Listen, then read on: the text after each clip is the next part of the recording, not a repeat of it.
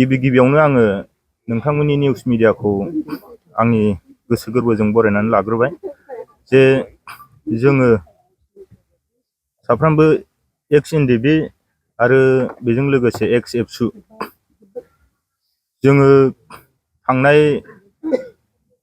15 तारिखआव जोङो बिसमुरि इउथ अफिसाव बिपिएफनि इउथ अफिसाव जोङो बिपिएफआव जइन जाहैदों। जइन जाहैनानै बिनि बेलायाव मैया मोनसे इउपिपिएलनि जोंनि हुलथुगाव प्राइमारिनिफ्राय बिसोरखौ दिखांनानै लांनानै जों खोनादों, जोंनावबो फन हरदोंमोन, बिसोरखौ दिखांनानै लांनानै बिसोरखौ जबरदस्ति खालामनानै निउस मिडियानि गेजेराव थाखा फैसा होनानै होगोन होननानै लांदोंमोन होननानै आंनि मुंखौ खारिदों। आंनि मुङा मुस्रि राजु कुमार बसुमतारी। आरो जोङो बेफोरबायदि थाखा फैसानि लालसा देखायनानै जोङो सोहैयाखै। नंगौ, जोंनि नैबे दुलाराय बर' फरायसा आफादनि बारग'नाय साफ्रोमबो सोद्रोमाफ्रा जोंना माखासे मानसिफ्रा आंहा माखासे टेकनिकेल उसुबिदा होननानै थांफाखायाखै, बेखौ जोङो जेबो जबरदस्ति खालामाखै।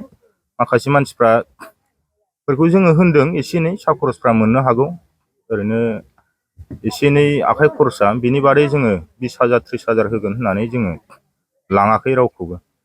बे आरो जोङो बेवहाय मेन खोथाया जाहैबाय, जोङो बिपिएफआव जइन जानाया जोंनाव माखासे टेकनिकेल उसुबिदा दङ। इउपिपिएलआव जों सिगां समाव इउपिपिएलआव थानाय समाव जोङो आं हिसाबै माखासे आंजों नैबे सारियाव थाफानाय नैबे बिथाङाबो जोङो 2010निफ्राय जेब्ला एबसुनि 3rd फेजनि मुभमेन्टआ स्टार्ट जायो अब्ला जों बिबान लादों। बिबान लानानै जोङो खामानि मावदों। आङो बोसोरब्रै प्रेसिडेन्टशिप आङो सालायदों इउनिट एबसुआव, गौरां भेलि इउनिट एबसुआव। आंनि प्रेसिडेन्ट समावनो आङो पिसिडिआरबो दानाय जादों। पिसिडिआर दानाय समाव सोर सोरखौ प्रेसिडेन्ट, सोर सोरखौ सेक्रेटारि बिबान होनो आंनो न' थांनानै माखासे बिपिपिएफनि बै समनि बिपिपिएफ रबिराम नार्जारिनि दैदेननाय आरो माखासे एक्स एनडिबि पिनि बिथांमोनखौ ज' खालामनानै आंनो सोरखौ प्रेसिडेन्ट सोरखौ सेक्रेटारि होनो बेफोरनि सायाव कर्डिनेसनसो नालाय पिसिडिआरआ, बेखौ आङो आंनि नेतृत्वआवनो आङो दाबोनो मोननाय। आरो बेनि उनाव इउपिपिएल पिसिडिआरखौ सिफायनानै सिगाङावथ' इउपिपिसोमोन, उनाव इउपिपिएल जादों। बेखौबो आंनि समावनो 2015आव दाजादों सेन्ट्रेल कमिटिया दतमायाव, जोंबो थांदों। बिनि उनाव जोङो प्राइमारिखौ माखासे टेकनिकेल उसुबिदानि थाखाय 2016आवसो दानो हादों। सोरखौ प्रेसिडेन्ट होगोन सोरखौ सेक्रेटारि होगोन बिनि बेलायावबो आंनो माथा मारिजोबनांगौ जादों। आङो 2014निफ्राय प्रेसिडेन्ट जानानै 2018सिम आङो बिबान लादों। बिनि उनाव माखासे 2018नि उनाव आङो आनसलिकआव बिबान लाहैदों। आनसलिकआव बिबान लाहैनानै जेब्ला बिटिआर एकर्ड जायो, बिटिआर एकर्ड जाखांनायनि उनाव जोङो बिटिआर एकर्डखौ जोङो मोजां मोनाखै होननानै बुंनांगोन। जों दाबिदोंमोन जोंनो आलादा मोनसे रायजो नङाब्लाबो जोङो आसामनिफ्राय मोनसे आलादा जानाय बाउन्डारि एक्सट्रा जाथारनांगौ हिसाबैसो जों दाबिदोंमोन।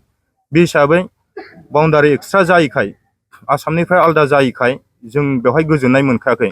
थेवबो माखासे उन समाव इमप्लिमेन्टफ्रा मोजां जालाङो खोमा साननानै जोङो नेनानै थादोंमोन, नाथाय मोजां जायाखैखौ जों नुहुरदों। बुंनो थाङोब्ला बेवहाय ओरैनो जोङो साननानै नायो सरखार सोलायनायनिल' मोनसे एकर्ड होननानै जों साननो हायो। मेन खोथाया दा इउपिपिएलनि माखासे लिडारफोर बुंनाया जाहैबाय जोंनाव पिस फैबाय, गोजोना फैबाय, एनडिबिफ्रा न'आव थाफैफिनजोबनानै रायजो जाफैफिननो हाबाय होननानै। नाथाय आं बेवहाय सानो एनडिबिफ्रा थाफैफिननो थाखाय बेफोरो मोनसे आन्डारग्राउन्ड दानानै मुभमेन्ट खालामाखैमोन, सोमावसाराखैमोन। आरो बिसोरो 4 लाख फैसानि थाखाय बिसोरो हाग्रायाव थाङाखैमोन। बिथांमोननि साननाय बायदिब्ला बिसोरो 4 लाख फैसाजोंनो रायजो जानांसिगौ, न'आव थाफैफिननांसिगौ। नाथाय एनडिबिफोरनि थांखिया बे नङामोन होननानै आं सानो। बे बेलायाव इउपिपिएल हिसाबै बिथांमोनखौ नायफिननायाबो फैलार जादों होननानै आं सानो। जों इउपिपिएलआव जोङो थांफिना। इउपिपिएलआव थांफिननायनि माखासे खारनफोर दङ। जों सिगाङाव लिडिं खालामोमोन हिसाबै, लिडिं खालामनाय बेलायाव इउपिपिएलनि मानसिफ्रानो माखासे दा बिबान लादों बै समाव जोंनो दानानै होबोनाय, नाथाय जों एबसु हिसाबै जोङो बेवहाय बिबान लानो हायाखैमोन। UPPL हिसाबै जोङो बिबान लानो हायाखैमोन। नाथाय बिथांमोनानो जेब्ला जोङो एबसुनिफ्राय ओंखारजोब्बाय, जोंबोथ' सानसे सम मोनसे समावल'सो जोङो सार्भिस होदोंमोन। दा जोङो होनो हायासै। सम आरो बोथोरजों बयबो सोलायो हिसाबै बे समाव जों जेब्ला ओंखारो जोंखौ जोंनि ओंखामखौ सेगोन नामा बेखौ साननानै बिथांमोना जोंखौ माखासे मिथिं दावथिङाव खबर होआ, माखासे सोब बिथिङावनो जोंखौ खबर होआ आरो। बे हिसाबै जोङो दुखु मोनदों। जों सिस्टेमखौ खिन्थायोमोन, जों फुराना हिसाबै सिस्टेमखौ जों खिन्थायोब्ला जोंखौ बिथांमोनहा दुखुसो मोनो। दुखु मोननायनि बेलायाव जों माखासे दावराव दावसिबो जालायनो गोनां जादों। माखासे खोथाखौ आं बुंजोबला।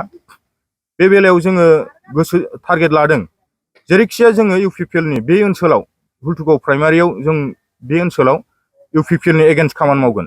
एगेन्स्ट खामानि मावनायाव जों माखासे डिसकास जादों। डिसकास जानायाव जों बबे पार्टियाव थांनानै UPPLनि एगेन्स्ट खामानि मावनो जोङो BJPआव जोङो ट्राइ खालामदोंमोन।